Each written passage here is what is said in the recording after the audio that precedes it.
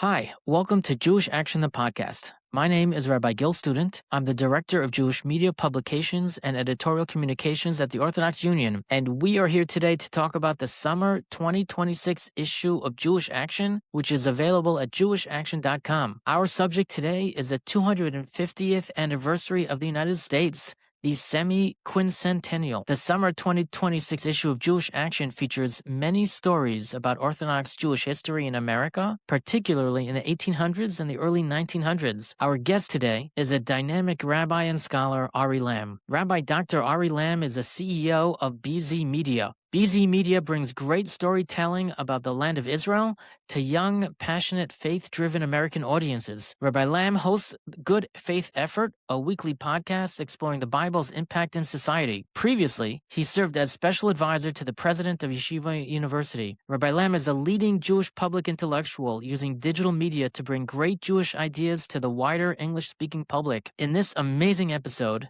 we explore some fascinating Jewish figures from the 1700s and 1800s. Rabbi Lamm shares with us some incredible stories about these important historical figures. I just want to remind you that in order to receive this podcast on a regular basis, please like and subscribe to the podcast. And please give the podcast 5 stars because it helps us reach more people. Please also make sure to follow Jewish Action's social media accounts. And of course, you can access Jewish Action magazine at jewishaction.com. If you would like to receive home delivery of Jewish Action, please go to ou.org, click donate, and become a member of this amazing organization. And now, thank you for joining us in this conversation with Rabbi Dr. Ari Lamm. Rabbi Dr. Ari Lamm, thank you for joining us at Jewish Action, the podcast. So excited to be here. So I'm very happy to have you. It's a very exciting issue, the summer 2026 issue of Jewish Action.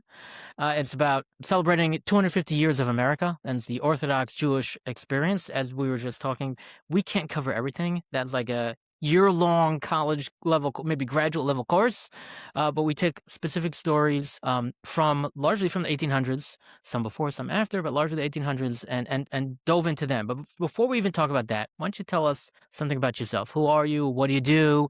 Is there anyone in your family that our listeners might recognize? I am famously a Nepo baby. I am as you said, Ari Lamm. I'm the CEO of BZ Media, so we do Israel content for young audiences outside the Jewish community, which is super fun. We can talk about that at a different time. That's great. I live in Teaneck, proud member of the Teaneck Jewish community, and as you alluded to, I'm related to Rabbi Norman Lamm. That was my grandfather. He's also my son, Norman Lamm, but Little Norman. That's yeah, cute. there you go.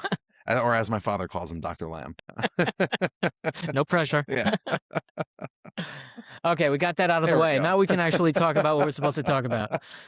As Rav Schechter, I once heard him say, he said, Yichus is like a bunch of zeros. Unless you put a 1 in front of it, it doesn't mean anything. Yeah. So. Okay. Well, in my book, Ari, you put 1 plus extra zeros there. There you go. So what did you study? You have a doctorate. What's your doctorate in? I did my doctorate in early Judaism and Christianity. So I did my specific thesis on the intellectual history of Judaism and then early Christianity from 200 BCE to 200 CE. And then since then, the early centuries, both, BCE and CE, is the crucible out of which Western civilization emerged. And as you pursue that story, it just becomes more and more interesting and more relevant. And in many ways, I think more and more surprising. And so I became completely obsessed with how the building blocks of Western civilization really are in the Jewish tradition. Like the Jewish intellectual history, and not just Tanakh, Chazal, really are the foundation stone upon which Western civilization is built. And you can explore that story out into the Middle Ages. You could explore it even more. And it gets even more exciting when you get to the Protestant Reformation, then the English Reformation and the English Civil War and the Glorious Revolution. And I think it finds its apex at the American founding and then the American Civil War and everything that happens afterwards. So you really can kind of tell that story just by pulling out 1 or 2 threads all the way from the first century and therefore all the way from Har Sinai all the way till here we are today, the cover of Jewish Action. And with a firm commitment to Chazal and the traditional hashkafas, we can study the trail from Chazal, from all our traditions, all the way through to what we call the Judeo-Christian values in America, and really the founding of America. And Mr. Hashem, we'll talk a little bit more about that when we get further in. But let's talk about one personality, because one personality is just absolutely fascinating. I'm obsessed with him, and that's Isaac Leeser. Wasn't even a rabbi; it was a Reverend Isaac Leeser. We have an article about him in here, but really, you should have multiple books about him. So fascinating. So can you tell us a little bit about him? And here's the challenge: which contemporary newspaper magazine do you think he would read, aside obviously from Jewish Action? Of course, so Jewish Action would be number one. Isaac Leeser, we were saying before we started, you could literally just do an entire podcast episode just on Isaac Leeser. And I told you beforehand also, my father, was my hero. When I was a kid, I remember he always used to say, I think the going rate for naming rights for Yeshiva University was like $500 million or something, or $100 million, some, obnoxious sum of money. And he said, if I had that kind of money, I would name Yeshiva University after Isaac Leeser. So I kind of grew up in a household where he was a hero. Isaac Leeser was born in Prussia in 1806 in Westphalia. He and his life. So you're speaking like a historian for now. Yeah. Prussia and Westphalia is like basically German Austria. Yeah, Be'erach Germany. It's like off-brand Germany, or Germany is like off-brand Prussia, but that's kind of what we're talking about here, right? So he's born, but more or less, he's born in kind of like Central Eastern Europe, right? His whole life. So not quite a Yeki, but Yekish. Yeah, exactly. So his life begins with tragedy, and that kind of sets the course of his entire life. His entire life is in one sense, a terribly tragic story. In another sense, an unbelievably triumphant one. But his mother dies when he's just a child. When he's 14, his father dies. So he's an orphan. He goes to school in the provincial capital in Münster. And there he actually enrolls for a secular education in a Catholic school. And that's where he gets his secular education. At the same time, he's learning with serious Rabbanim, Rabbi Abraham Sutro, who's a staunch traditionalist, but also delivers drushos in German. That actually was a big influence on Leeser later in his life. Yeah, exactly. It was controversial. I think, it was controversial, but again, he is staunchly, firmly in the traditionalist camp, and over the course of the rest of his life, that actually becomes a major feature of his advocacy. But he's not well-positioned enough, yichusdik enough, wealthy enough. For whatever reason, he's not able to get, an advanced rabbinic education, so he never gets smicha. He's just well-educated, literate. When he's about 17 or 18 years old, in 1824, he moves to America to be with his uncle, who's a successful guy over in the United States. And he ends up in Philadelphia. This is like the eve of the Andrew Jackson presidency. So you just kind of, put yourself politically in the world where Americans are really developing this sense of the common man and democratic traditions, and, everything you do by choice, right? And so he's coming from this European world where being a part of any religious community, including the Jewish community, was not a question of choice. It was a question, it was a matter of birth, right? And you belong to the community whether you liked it or not, to a Protestant Jacksonian world where religion is something you choose, right? And in addition to that, he's also, coming to America, and his career will blossom as the Second Great Awakening is first stirring and then exploding. So which is a religious revival. A religious revival. So like small e evangelical religious revival, where you just have this wave of preaching and baptisms and conversions, and it's all centered on developing a personal relationship with God through reading scripture. And so, he comes into this world where, everybody's an individual, and everybody knows best, and nobody knows better than a shul board. And in general, in American life, everybody needs to read the Bible. And missionaries are becoming extremely aggressive towards everybody in American life. And this, of course, means that they're extremely aggressive towards Jews. And so, what brings him to prominence in American life is he comes here within 4 years. I mean, he learns spectacular English, and it's astonishing. And there's an editorial that's published in a newspaper in London, and it's this deeply anti-Semitic attack on Jews. And he sees it and he ignores it, but then it gets republished in the United States. And he at the time is actually based in Richmond. As I said, he ends up in Philadelphia, but he's based in Richmond, Virginia.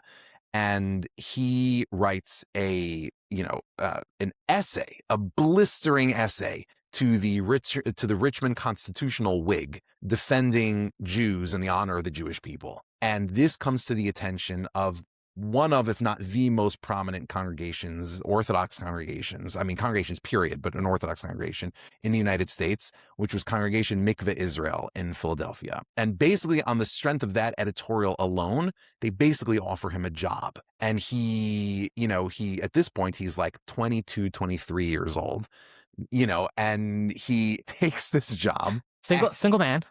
He's a single man. And I should say a word about his bachelorhood. He's not only single, he's famously hideous looking. He's like an ugly man.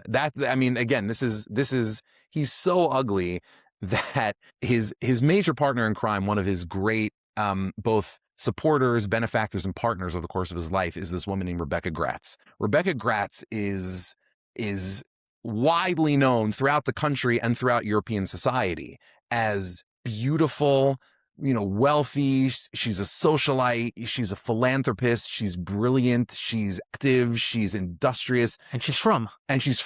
She actually is. So if you've ever heard of the book Ivanhoe by Sir Walter Scott, one of the great one of the classic great books, the heroine of that book is a character named Rebecca the Jewess of York.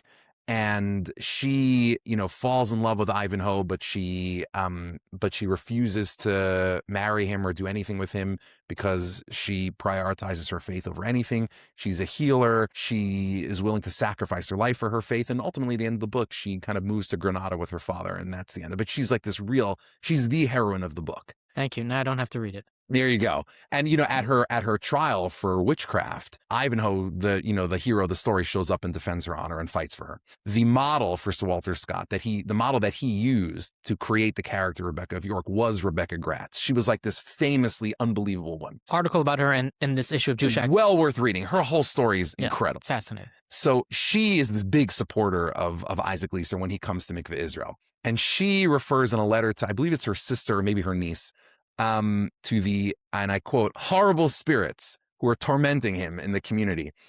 But she does say, she says in this letter, she says, our young pastor is certainly more attractive to those who are able to look beyond the outer man. And then eventually, as if, and then she says that, he would often quote the story from the Gemara of Rabbi Shua ben Hanania. To say that, okay, good. About how, the daughter of the emperor comes up to Rabbi Shua ben Hanania and says, how could you possibly be a Torah sage if you're so ugly? And he says, what kind of jars do most people keep their wine in? And she says, mani de pachra, right? She says, earthenware vessels. And he says, yeah, but you're the daughter of the emperor. I mean, you shouldn't be keeping your wine, your precious wine, in disgusting clay jars. You should keep them in mani de dahava, in jars of silver and gold. So she does that, and then the wine spoils. And he says, you see, wine is, precious things are better in ugly vessels, right? So she says, Isaac, wisdom is better in the ugly vessel of Isaac Leeser. Oh, wow. I was actually thinking another Gemara. One of the Amoraim said someone was ugly, and that guy said, "Don't complain to me. Complain to the one who made me." Yeah, exactly. We can't control our looks, so to some degree. And to make matters worse, he then ends up contracting smallpox. And his community. I mean, this community is so horrible to him. He's penniless. I mean, he has no money. So when they hire him, they put him up in the house of a guy named Pehoto, and he's a bachelor, and he takes a shine to Pehoto's daughter and is interested in dating her. And Pehoto considers, now Isaac Leeser, bear in mind, Mikveh Israel is a Sephardic congregation. Isaac Leeser is an Ashkenazi Jew, so he's already on a lower rung as far as they have this very aristocratic self-image. So, and he's penniless, and he's just, If he were a rabbi, he would be just a rabbi, but he's not even. He's the minister. He's a chazzan, right? So he basically throws Leeser out of the house. Leeser has no choice but to essentially rent quarters in the house of an older Gentile woman. It's the only place that will take him in. The previous Chazan of Mikveh Israel had actually intermarried. So the congregation was already very scarred from that. And they're in general they're in general an Am Kshei Oref. So they start spreading rumors, completely baseless, that Isaac Leeser is trying to marry her, then it's trying to marry her daughter, and they start spreading horrible rumors about him. He contracts smallpox, and no one from the community is willing to help him. He's contagious, and they don't like him anyway. And the only person who's willing to come to his side is this Gentile, landlady and he actually leaves money to her in his will because she was the only person who would care for him. He ends up being horribly scarred from the smallpox. The one person who had sympathy for him was actually Rebecca Gratz. And Rebecca Gratz ends up saying in another letter that he was already horribly ugly. Now that he has all these smallpox scars, she says, unless some Desdemona should arise, right, who's the character from Othello who falls in love with the dark-skinned Moor, unless somebody who... No, I don't have to read that one either, yeah, thank you. Unless somebody comes along who's willing to look past his horrendous troll-like visage, he's going to be a bachelor forever. And he is. And the only person who actually comes to care for him other than this Gentile woman is his brother, who comes over from Europe to care for him, immediately contracts smallpox, and then in a couple of weeks is dead. So wow. He has this horrendously tragic life. So why do we care about him? The historian Bertram Korn, I think it is, has this wonderful line about him where he says, practically every form of Jewish activity which supports American Jewish life today was either established or envisaged by this one man. That's right.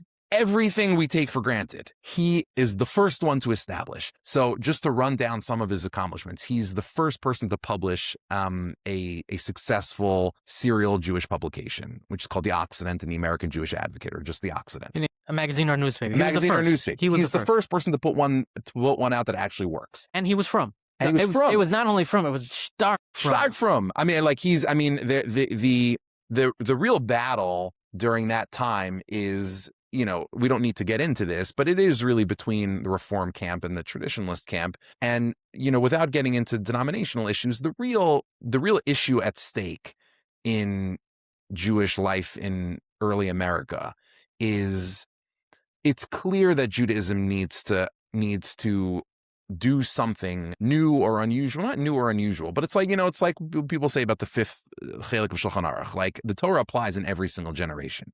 So the Torah needs to apply in America in a different way than it applies ever, because the Torah applies to every situation. You have to figure out how to apply those rules exactly. in the new world. In the new world. And democracy, again, Wild West kind of place. Yeah, and by the way, quite literally the Wild West. Like, this is the era when, the expansion of canals and railroads and the frontier means that the frontier is expanding. So you have Jews, like everybody else in the country, who are making their way out west. And Isaac Leeser is seeing this, and he's seeing you have people who are moving away from this, even the established communities that existed, as anemic as they were, they're moving out to the middle of nowhere. Like, how are they going to survive? So the big fight amongst American Jews at the time was what needs to happen in order for Judaism not just to survive, but to thrive in this great democratic experiment. One answer, which is the Reform answer, is Judaism needs to change. The other answer, which is, I guess you might call the traditionalist answer or the Orthodox answer, or, it ends up being Isaac Leeser's answer, is that we actually need to educate more people about what Judaism actually is. If we actually give people a real, rich, vibrant sense of Yiddishkeit, then Judaism will thrive. And he dedicates his whole life to that. So he's the first person to put out this serial publication. He's the first person to establish a Jewish Political Defense League. So it's the board of the advocates of Israel or something like that. He's like the first vice president of the board.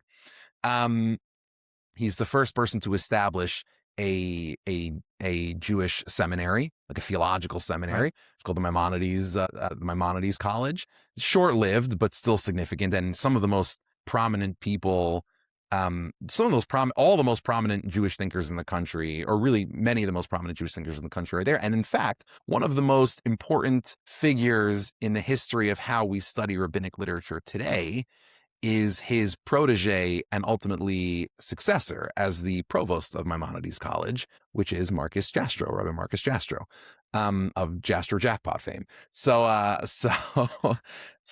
anyway, he establishes Maimonides College along in partnership with Rebecca Gratz. They make the first Jewish Sunday school, and that framing is very important. He ends up establishing a successful Jewish day school as well, but that first Jewish Sunday school is very important. Like a Talmud Torah, we would call it now. Exactly. And the reason he does that, by the way, why a Sunday school, meaning what Isaac Leeser understands better than anybody is that right now, like at the time that he comes to America, so like the early to mid 1800s, America is experiencing this religious explosion. I mean, like the hottest thing in the world is religion, is God, is the Bible, and is Protestant Christianity. And so he looks around at what's making Protestantism so successful. I mean, it's literally the Second Great Awakening, or the threshold of the Second Great Awakening. And he says there are basically three things that make them successful. They have Sunday schools, which are exploding. They have sermons every week, and they have publications. They're very successful. So publications we've already talked about, and he establishes also,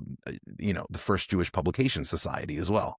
So yes, Jewish Publication Society, right? Which, funnily enough, will actually end up playing a role in the eclipse of his most significant accomplishment that we'll talk about in just a second. He establishes the Sunday school with Rebecca Gratz, and he is really the first person to not the first person to do it, but the first person to popularize and regularize giving a sermon in English in shul. On a weekly basis. On a weekly basis. The old European way was maybe once a month, or maybe just maybe twice Shabbos a year. HaGadol and Shabbos Shuvah. Exactly. It actually, but he does this. He's very insistent on making sure that this is not perceived, that even though it's an innovation, and he knows it's an innovation, that it in no way deprioritizes any of the most important things that you do in shuls. And it actually leads to one of the most awkward encounters in his rabbinic career. So he was insistent that even though he was going to give a drasha every single week, and he thought that was essential, and he's the first person to regularize this, he insisted that the shul should never advertise that he was giving a sermon or what the sermon was. Why? He says, because I don't want people showing up at shul just to hear me talk. He says, this is a beis knesses. This is Makom Kadosh. People are coming here to daven. He says, if you're going to come, I want you to come to daven.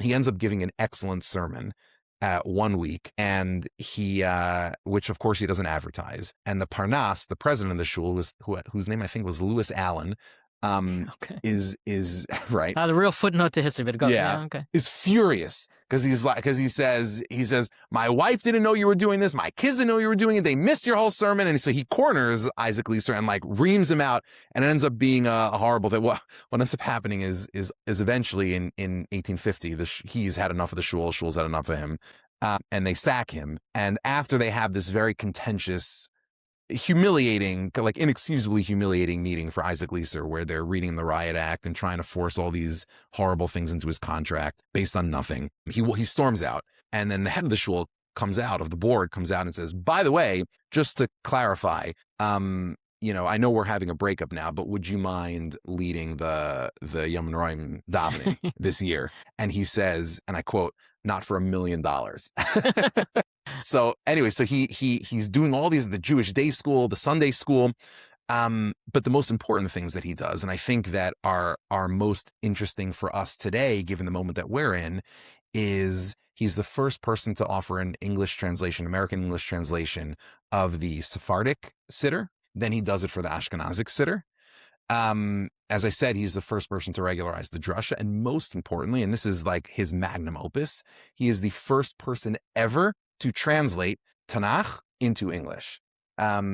Which people don't realize. Right, he's the how first big Jew. that is. Right, he's the first Jew to do this. Because before him, if you're an English speaker, most of these people didn't speak Hebrew. Didn't read Hebrew. If you wanted to know the Bible, you went to the King James Version. Exactly. Now, what's the problem with the King James Version? Hello, everyone. This is Josh Joseph from the Orthodox Union, Executive Vice President, Chief Operating Officer. I'm going to get you back to the conversation in just a moment. But first, I want to tell you about something really exciting happening at Jewish Action. It's a bit of a passion project for me. We just launched our very first large print edition of the magazine. That's a pretty big deal. For years, readers who struggled with standard print had to miss out on everything Jewish Action has to offer. Now, they no longer have to miss out. Every article, every essay, every word, now available in a format that's actually readable. We want to do this for every single issue, every year. And to make that happen, we need your help. If you believe Jewish content should be accessible to every Jew, please scan the QR code now on your screen, or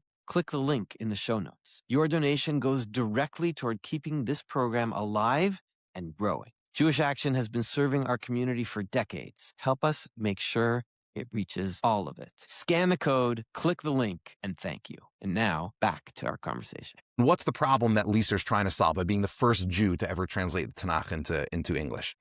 The problem is, again, this is an era of massive evangelical revival. And again, small e, but even evangelical revival. And so you'll have you have these intense missionary efforts that are being directed at everybody, Jews included. And because Jews are Jews, it ends up having like a particular flavor to it, right? So so he actually has someone from I think it's the American Tract Society, which is what you have a lot of these like, Bible associations, like benevolent private associations in the U.S. It's where people, Christians will come together, and this association will be dedicated to giving out Bibles to people. So you have this guy, an agent of the society whose job was to stand outside, various public places and hand out Bibles. And at one point, one of them is assigned to stand outside of Mikveh Israel and hand out Bibles with Christological messages and references all over it. They're trying to target Jews to convert to Christianity.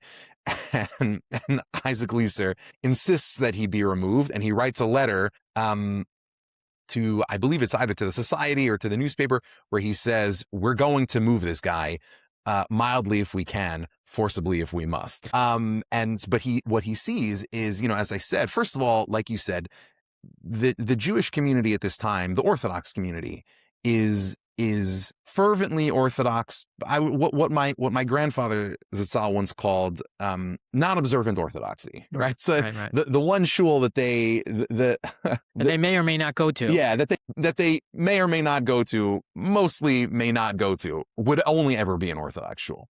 So he sees this mainstream Jewish community that's not educated, and moreover, he sees people streaming towards the west, towards the frontier. And they have nothing. I mean, they can barely they can't even get a minyan. They don't, let alone, have any defenses against someone who would try to convert them. So he, when he retires from the shul, so he had already translated, he begins by translating the Chumash, which he does. And then when he finally leaves the shul, he's able to devote himself to this task. And so he embarks on this 5,200-mile grueling barnstorming tour from Lake Erie to the Gulf of Mexico and all across the country, where he is just ginning up subscribers and funders who can fund this project. He spends months and months and months on it, but he finally produces this Hebrew English Bible, and it becomes a massive success. Even the Reform congregations are using it and paying for it. And it is the Chumash. It's the Chumash in America. I mean, it's like what the ArtScroll Chumash would have. It's what the Hertz Chumash would become for a moment. What the ArtScroll Chumash, I think, still is today. It becomes the Chumash in America. Everybody's using it. He's being very deliberate in, first of all, eliminating all the Christological stuff. So very famously in Sefer Yeshayahu, in Sefer, I believe it's in Sefer Yeshayahu, the Alma. Right? Yeah, he translates the word Alma, which in the King James is translated as a virgin, even though that's clearly not what it means, and he translates it correctly as young woman. He's incorporating the interpretations of Rashi, the Radak, the Ibn Ezra, and he'll even put in parenthetical notes in the translation to bring everything into line with Chazal. Just to give one example, like in the beginning of Sefer Shmuel, in the third parak, so it says right before Hashem speaks to Shmuel for the first time, it says that Shmuel falls asleep in the Heichal where the Aron Bris Hashem is, right? And Chazal obviously asked the obvious question, how could that be? They say that he was in the Ulam, right? Now, interesting, like the Rambam passes, there was no ulam in the Mishkan, right? But nevertheless, that's it was in the hallway or the outer, right. little outer area. Yeah, he's clearly not doing it right next to the Aron Kodesh, right? And Chazal are clear about this. So he And in the actual Beis Hamikdash, they did have Kohanim sleeping there, but they had separate rooms outside of the most sacred places. Exactly, and Chazal are just clarifying that that's what's happening in Sefer Shmuel. So he puts in a parenthetical note the hall in front of the sanctuary. So he'll do that kind of stuff a lot. So on multiple levels, he was Isaac Leeser was the ArtScroll of the 1800s. He was very much so, single-handedly.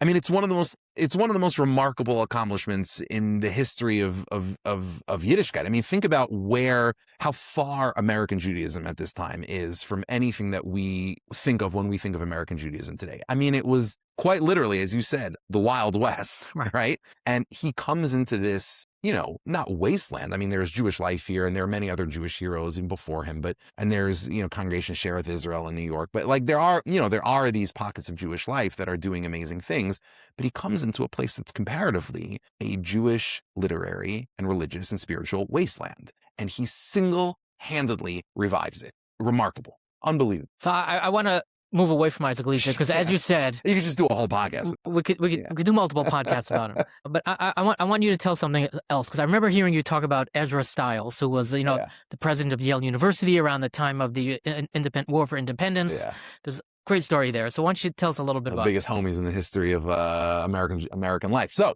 Ezra Stiles. Ezra Stiles is widely recognized as one of the most learned men on this continent. He is close personal friends with Benjamin Franklin. Benjamin Franklin ends up giving his electrical equipment to Ezra Stiles, who's the only other person who performs electrical experiments with them. So he's a Talmid Chaver of Benjamin Franklin. In my favorite letter that Ezra Stiles ever writes to Benjamin Franklin is when Franklin is stationed in London at the time, and Stiles writes to him. This is before the Revolutionary War. He writes to him, I got a copy of your book that you just sent me. Thank you so much. If you wouldn't mind, please do me a favor. I have some books that I would like you to purchase on my behalf in London, if you can. And what's the one book that he asks for? The Zohar, with a Latin translation if you can find it, and if not, just the original Hebrew and Aramaic. So he's like, if you can get me the ArtScroll Zohar in Manny's, and the best, by the way, it's the most like yeshivish letter in the history of American letters, because in the letter he says, it's going to be expensive. I don't have the money to pay you in this letter, but there's a guy, Captain Peck, who you go find him. He'll give you the money. So you buy the Svarim, and then, so it's unbelievable. So, and actually, Franklin has a hard time finding them, and Stiles writes repeatedly to Franklin, be like, where's my Zohar? And eventually he does get the Zohar. The Zohar is brought here. It's the first Zohar ever to make its way into the shores of the New World. And eventually, of course, Yale loses it. And we have no idea where it is today. It's somewhere in Yale. It's somewhere in Yale's library, but we have no idea where. So Ezra Stiles is he becomes the president of Yale University during the American Revolution. He's the founder of Brown University, so he's like 2 for 8 in Ivy, so that's a pretty good batting average. He's this unbelievably influential thinker, minister. His acolytes, his disciples include some of the most prominent people in the history of this country, signatories to the Declaration of Independence, the Constitution, the state constitutions. But before he's all of this, he's a Congregationalist minister in a small but very prominent parish in Newport. And down the block from him, Newport, Rhode Island. In Rhode Island. Where there's a Jewish community, of course. And in fact, down the block from him is what we would now call the Turo Synagogue. And at the kind of the heart, or the apex of Stiles's career as a minister in Rhode Island, who should become the rabbi of the synagogue, but a man by the name of Rabbi Yitzchak Karigal. Who's Rabbi Yitzchak Karigal? So Rabbi Yitzchak Karigal is not from the New World. I mean, he's not born here.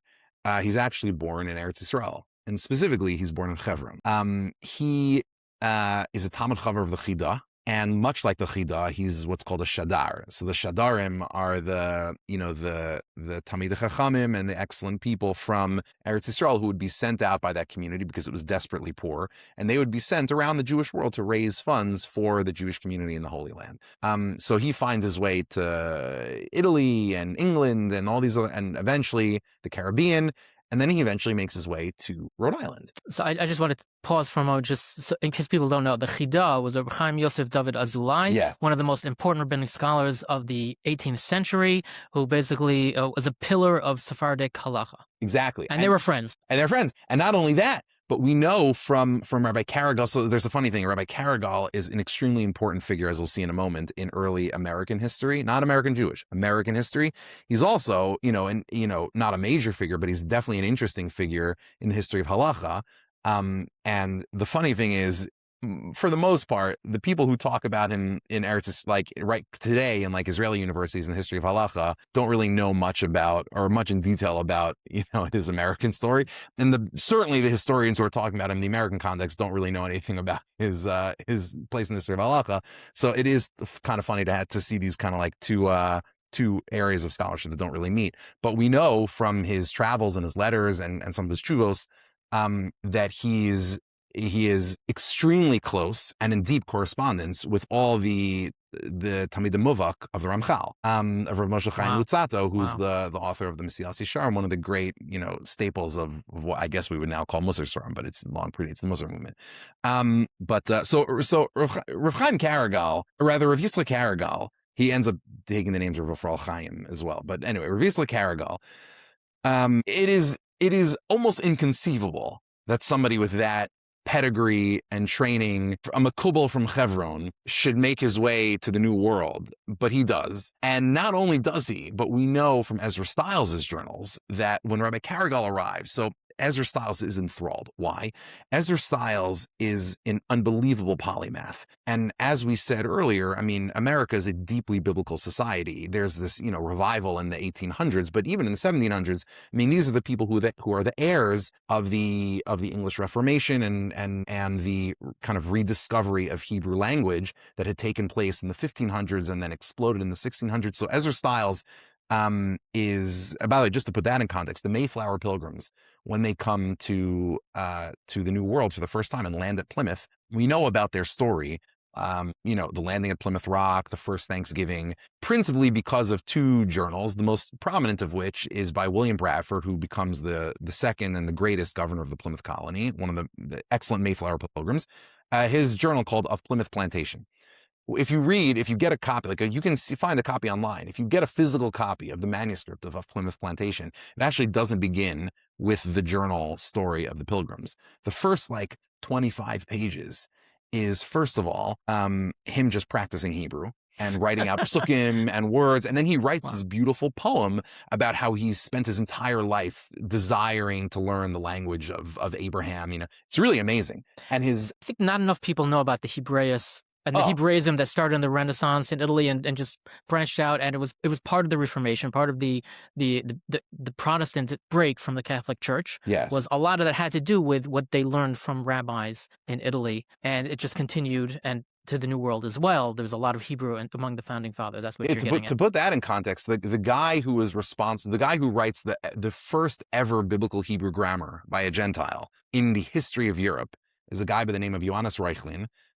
He's a German from the Holy Roman Empire in the early 1500s, and he acquires his love not just of Hebrew but of Jewish people because when he is in Rome, Reuchlin is the most famous lawyer in all of Europe, and he becomes the most famous person in Europe until the rise of Martin Luther and the Protestant Reformation. Reuchlin is litigating a case before the Pope. And he basically spends a year in Rome. And while he's there, a couple, 9 months, whatever it is in Rome. And while he's there, every single day, he has a chavrusa with a member of the Roman Jewish community. And that chavrusa was the Sforno. And he spent every day studying with him. And they loved each other. They write about each other to their relatives. They had tremendous respect for each other. And what we know from one of Reuchlin's relatives is that the Sforno got out of this something material as well, which is that Reuchlin obviously was a very prominent person, and so he had deep pockets, and so he would go Sfarim shopping with the Sforno, and he would spend ungodly amounts of money buying Sfarim with the Sforno. So the Sforno was in heaven. What ends up happening is that Reuchlin Reuchlin ends up defending the Jewish community from the Padua Mandate, which is the mandate instigated by Maximilian I, the Holy Roman Emperor, that demands that every single Jewish book that's not a Bible in the entire Holy Roman Empire should be gathered into the town square and burned. The only reason that fails is because Reuchlin steps up and defends the Jewish people. Ad kedei kach that the Tiferes Yisrael, Rav Yisrael Danzig, who's one of the great commentators in the Mishnah, he writes this. In Maseches Avos, he has this this novella, this kind of long commentary where he talks about the concept of Chasidim Olam Yeshem Chelik Olam Haba, the righteous among the nations. Right, will have a portion of the world to come equal to that of the Gemara says that of the Kohen Gadol himself. And he starts to give examples of Chasidim Olam. The first example he gives is Edward Jenner, who's the inventor of the smallpox vaccine. But the second one that he says, Jenner at least died wealthy, or he was rewarded at least partially in this world. But he says, but there were some who got no reward in this world, and that the first example he gives is Reuchlin, and he says. At the end of that passage, he says, or he says, could you possibly imagine that a guy as great as this would not get his reward in the world? So anyway, so that's the context. You have this Western world that is discovering republicanism, liberty, the scientific revolution is on the horizon. All of these things are rising, and it's not an accident. This is what I'm writing my next book about. All of these things arise at the exact same time as Europe discovers Hebrew literature, discovers and becomes enthralled with Chazal, because they're getting all of these ideas from Chazal very explicitly. We could do a whole podcast on that too. But suffice it to say, Barbanel, they love the Barbanel. I love the Barbanel. They love the Midrash Rabbah. They love the Gemara. I mean, they love the Sanhedrin, the Rambam, right? They're right. Because that's how they built their forms of government. Concepts of government. Very explicitly so. So in any event, Ezra Stiles is this polymath. He knows Hebrew backwards and forwards. He's has a copy of the Zohar.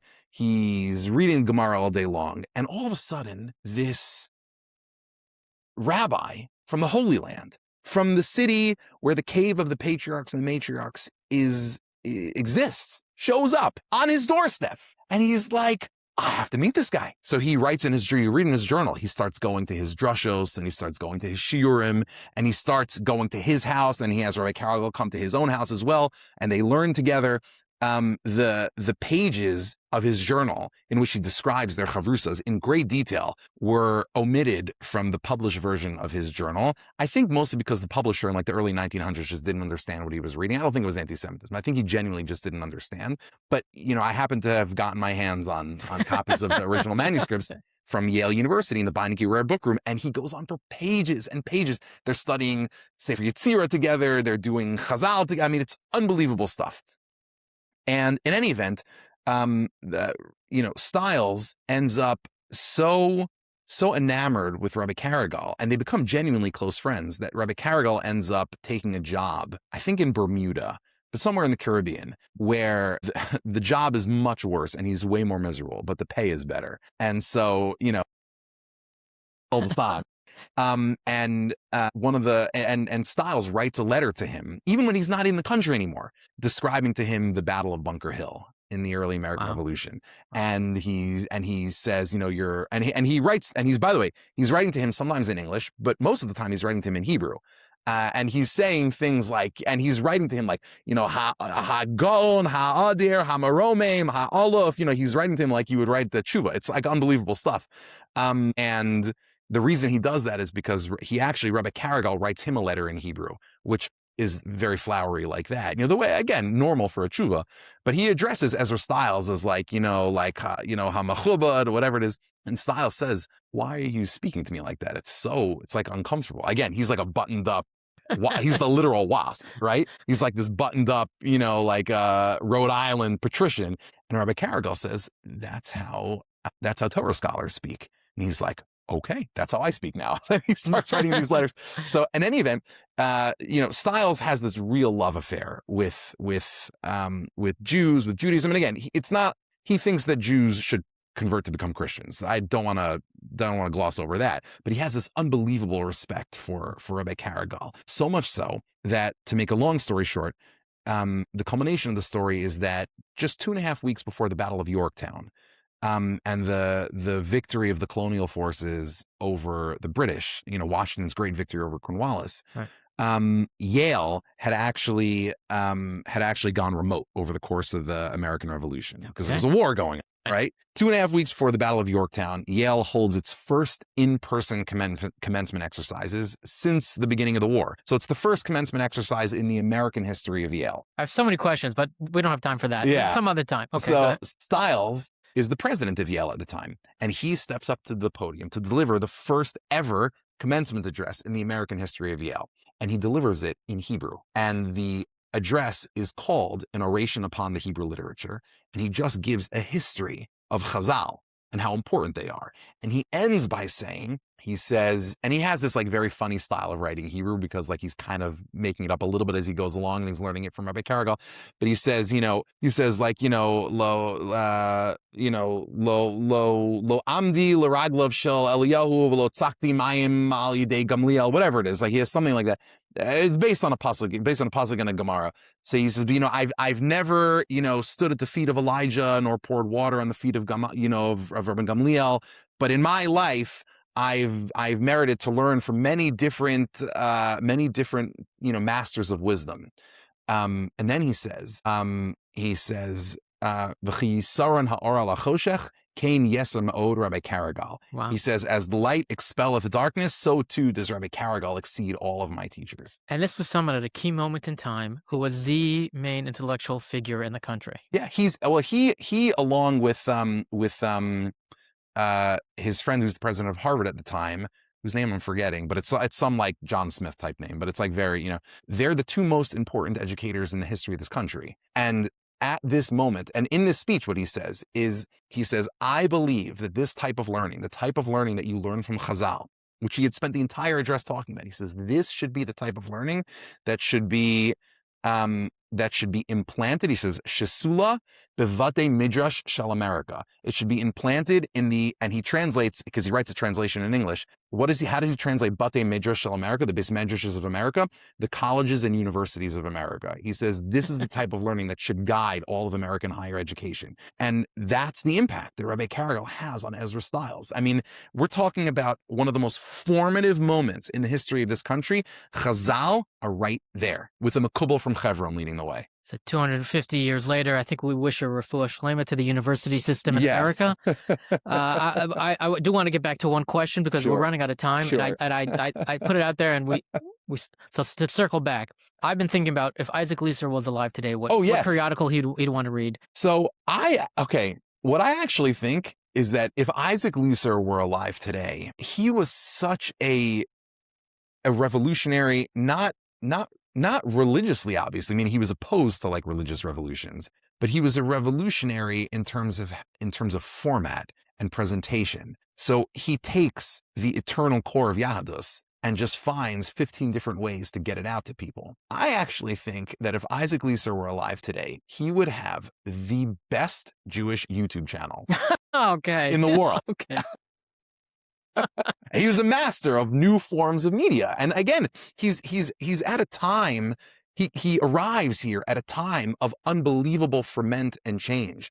And think about the time we're in right now. We've just come off the revolution of the internet. We're heading into the age of AI. The social media has swept across the intellectual, religious, cultural landscape. And, here Isaac Leeser would arrive. And I think he would rise to the challenge. Like, I think he would know how to use all of these tools for good. And I think he would also be uncompromisingly staunch in making sure that Frumkeit survives, not just survives, thrives into the next generation using those tools. Yeah, I think he would be flooding, not only YouTube, he'd be flooding Instagram and TikTok 100%. with meaningful lessons. Yeah. Punchy, short. Yeah. He'd be a master of the form. As we said, he had a face made for radio. Yes. But there are ways to do that. He'd figure it out. He'd be a master of Instagram filters, Now, before we leave, and we could go on for hours. Yeah. When you think about specific incidents that represent the Orthodox experience in America, what sticks out in your mind? Can you pick one that really... Yeah, my favorite one is from 1865. Abraham Lincoln has just been assassinated. It's Chol Hamoed Pesach. And as a consequence, the first people who are able to eulogize Lincoln in the houses of worship in this country are actually America's rabbis, because ministers wouldn't do it until Sunday. But the Jews do it on Chol Moed Shabbos, or rather on Chol Moed Pesach, on Shabbos Chol Moed Pesach. Lincoln's been assassinated. The country is devastated. His successor, the inept, drunk, and terrible Andrew Johnson, but that will only reveal itself, subsequently, proclaims a day of mourning and humiliation for the entire country. And he declares it for May something, like May 20th or whatever it is. And ministers and pastors across the country go into an uproar. Why? The day that Johnson had selected was Ascension Day, which is, a at the time, in terms of observance, minor, but still very important day on the Christian calendar. Like a Pesach Sheini kind of thing. Yeah, or this is like a day that, like, you wouldn't say Tachanun at Chabad, right? But like maybe in young Israel, you'd still say Tachanun, right? So people go into an uproar, like, how could you have a day of mourning on a feast day? So Andrew Johnson says, fine, we're going to reschedule it for whatever it is, like June 2nd or 12th, whatever it is, for a date in June. And the date that he schedules, the day of national humiliation and mourning, is Yom Tov Sheini of Shavuos. Of course. And the question is, what do you do? Because this is Avelis B'Farhesia, right? This is public mourning, and the Shulchan Aruch was very clear that if it's B'Farhesia, if it's in public, you can't engage in public expressions of mourning on Yom Tov.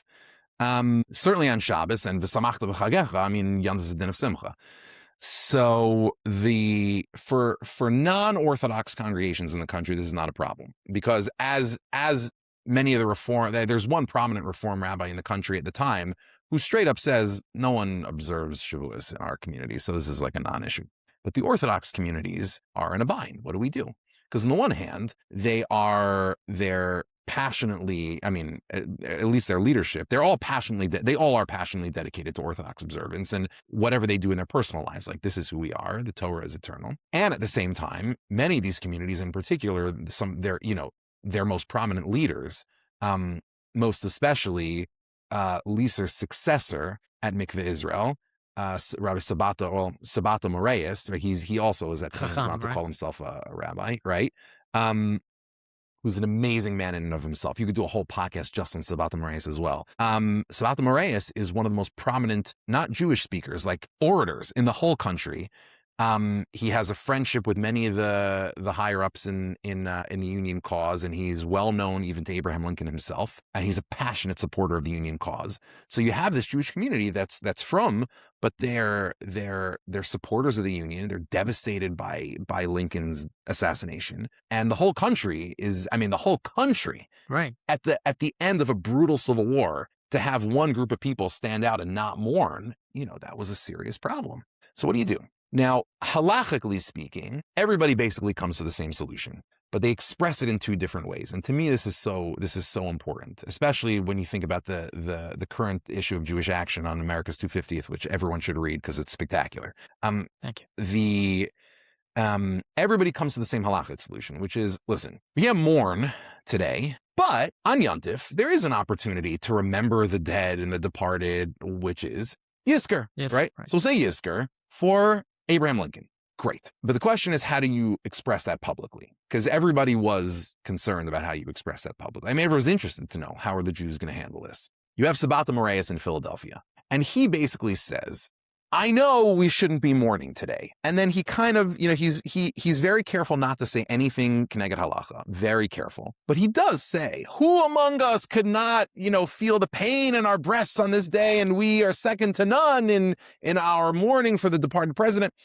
And, he really goes out of his way to say, listen, we're technically going to say only Yizkor, but, we really are part of the mourning. We would never separate ourselves from the cloud like this. It's like, I don't know if you ever had to give a eulogy on one of the days you're not allowed to give a eulogy. Yeah. We don't give eulogies today, but I just want to say a few words. Exactly. You're going for half an hour. So that's what Sabata Moraes does. Then you have Rabbi Lyon, Jacques Judah Lyon in Shereth Israel in New York, who who had briefly, as a younger man, actually been brought in to compete for Isaac Leeser's job while he was at Mikveh Israel. So the shul actually brings him in for like basically a kapraba. Wow, crazy.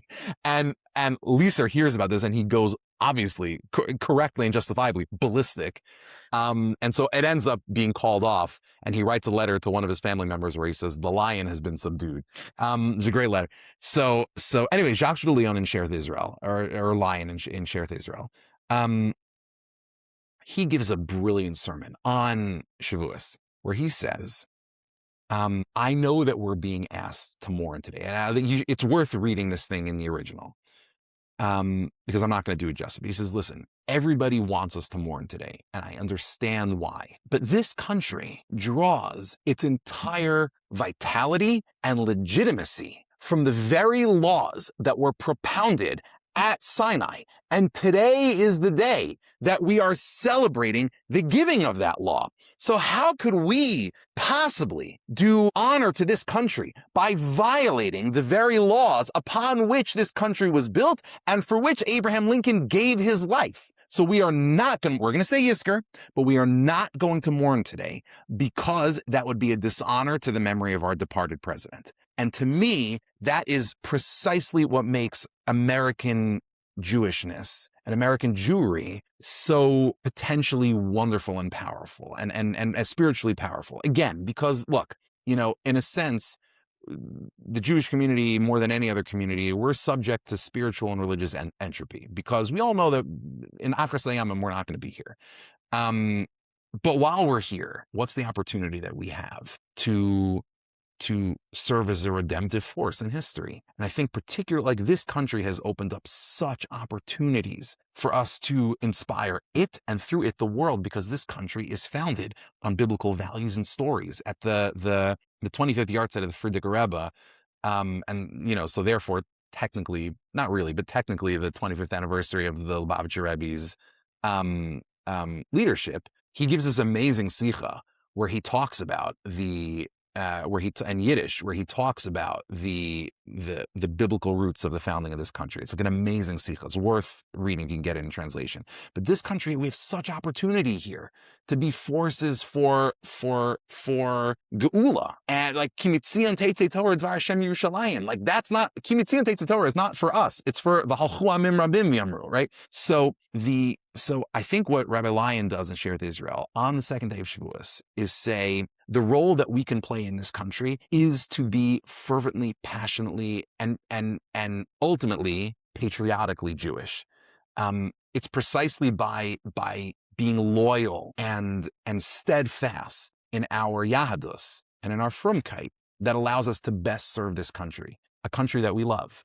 And I think that's the most interesting question that Jews have to deal with in this country. That's so beautiful. Like, what could be more American than taking our religion seriously and being patriots and devout citizens as well? That's what the country needs more of, not less of. Yes, indeed. That's yes, beautiful. Indeed. That's beautiful. I do want to say that we mentioned the congregation Mikveh Israel multiple times. Yeah. And just a few months ago, we had the rabbi and the rabbi emeritus of Mikveh Israel here. I got to meet them, Rabbi Zarnigian and Rabbi Gabai. It's awesome. And it's still going. It's still going strong. It's unbelievable. From the times of before America, before the United States. Yeah. The synagogue is Baruch Hashem still continuing. It's unbelievable. The community, the continuity. I mean, in America, as opposed to Europe, America, something that's 100 years old is very old. Yeah, right. In Europe, that was just yesterday. But to have a shul that's been here for more than 250 years in America, it's mind-blowing, the history, and as we've discussed, some of the other history that's been going on there. And a lot of how what we see today really echoes what was happening 100, 200, 300 years ago, and all the way back to the time of the Chazal even. They say that America is the last stop in Gullus. And we see all the themes from all of history coming back and playing out here, and the forces. And we just hope those forces can coalesce in a way that serves as a redemption for all of mankind, and this country can continue, and the university system could continue being a power for good. Rabbi Dr. Ari Lamm, such a pleasure to have you here. Thank you for having me. This is great. I just want to remind listeners that we're talking about the Jewish Action Summer 2026 issue. It's available on jewishaction.com. Please subscribe to this podcast and like it, and follow us on social media and like that as well. And thank you for listening. Let's go.